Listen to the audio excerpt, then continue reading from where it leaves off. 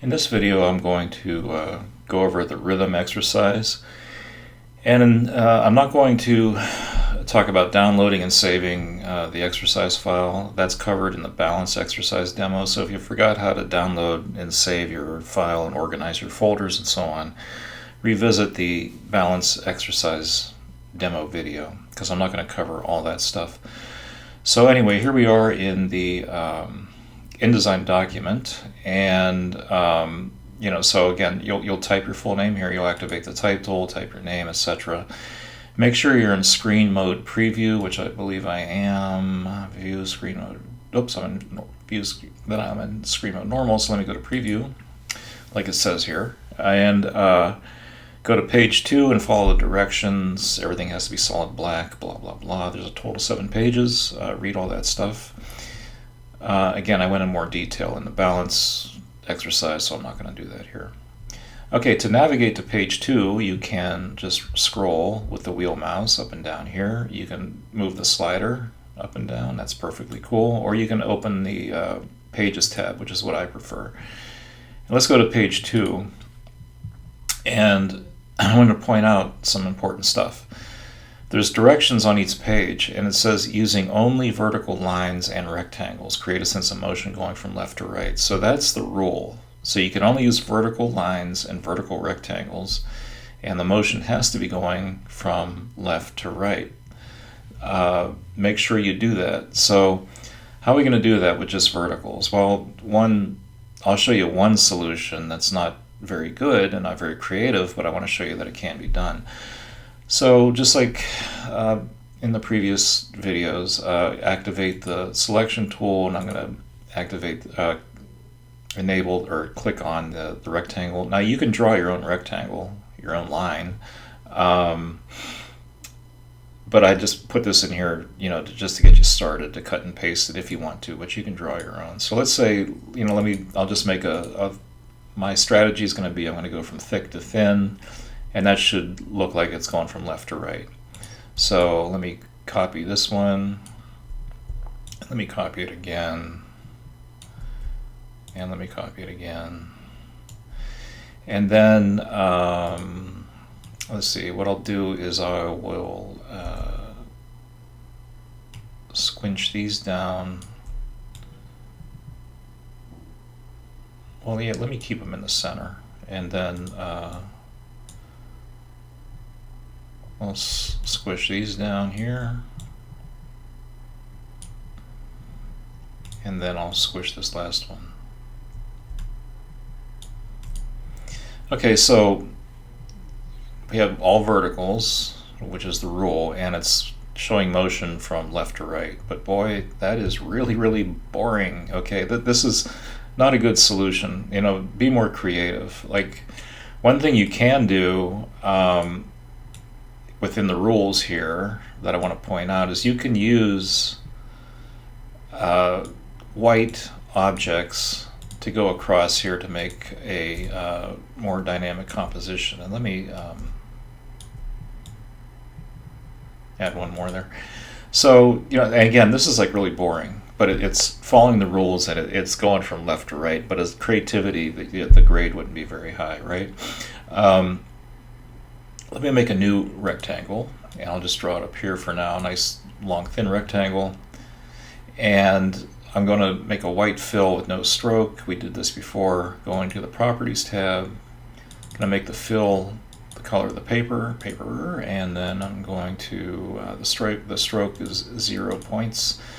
So there it is. Now I can grab this guy, and even doing something like this, and perhaps copying that, even that, as lame as that looks, it looks better now than it did before. Now suppose to even make it a little bit more dynamic, I could put these 2 white bars at an angle, and now something's starting to cook here, right? I mean, it's looking a little bit better. It's not wonderful by any means, but it's better than what we started with.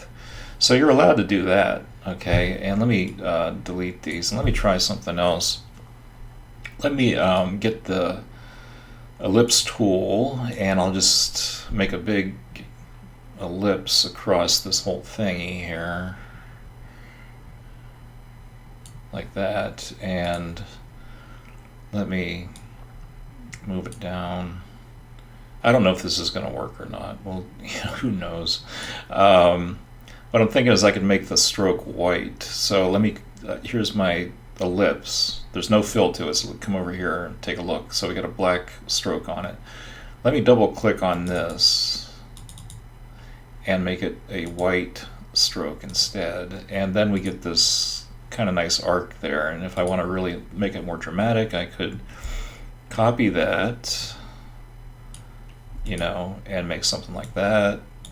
Or I could increase the stroke width to something more chunky, and we get something that's starting to look semi-cool.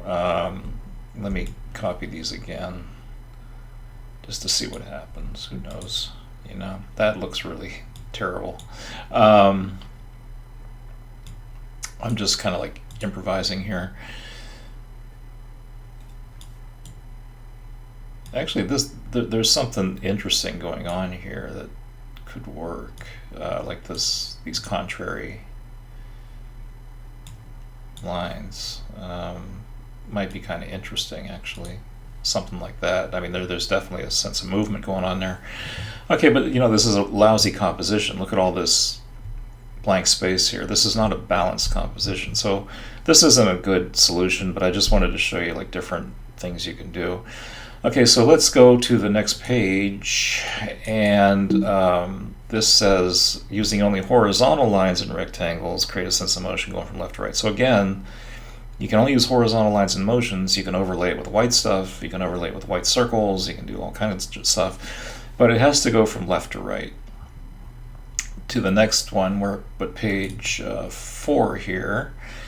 Use triangles and any objects you want. So I just made this triangle that you can adjust and squish, and you can move around, copy, paste, whatever you want to do, or you can delete it and make your own triangle with a pen tool, But you can add circles, rectangles, whatever, and it just says to create a dramatic sense of motion. So dramatic sense of motion can go anywhere. Okay, you can go left to right, right to left, top to bottom, whatever. Okay, so this one is like, this is page 4. This is kind of like your, your freedom one here. This is tough. Page 5. Create a sense of a violent explosion. This is typically the most challenging one. And then finally on page 6, go from motion from bottom to top. Okay, so how are you going to do that? And you can use any kind of objects you want, like circles, rectangles, whatever.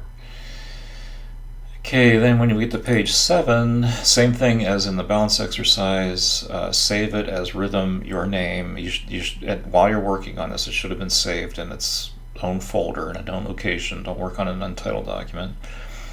And export it as a Adobe PDF Interactive, just like you do with the balance exercise, and then upload that PDF. Lastly, I just want to show you very quickly some good student examples from the past, just to show that what you can do just with these simple shapes. So I'm just going to scroll through these pretty quickly just to give you an idea. This is a really cool one here. I don't want you to copy these ideas, but I want you to see what's possible. Okay. This one not so strong. This one is not very, very static because of the strong verticals there. This one is kind of interesting. It could be better. This is bottom to top. Another bottom to top. They both use circles. You don't have to use circles. Bottom to top again. I kind of like that one. It's pretty cool. This one I really like a lot. This is very creative. That's very, very cool. Violent explosion. That's a tough one. This is a very cool violent explosion. So I just wanted to show you those quickly. So, just like with the balance exercise, the same spiel. Take your time with this. Make stuff that's nice, that looks good, that viewers would want to look at. You're a visual artist now, so you want to make things that people want to look at. You want to, so like don't just slop this together like this. Don't turn this in. Make you can make images that are very compelling, very interesting, and actually have a sense of beauty to them. Like if you look at Armin Hoffman's work that I showed in the rhythm introduction to rhythm video, you can see Armin Hoffman doing some just beautiful things with very, very simple shapes, and you can do the same. Okay, so good luck with that.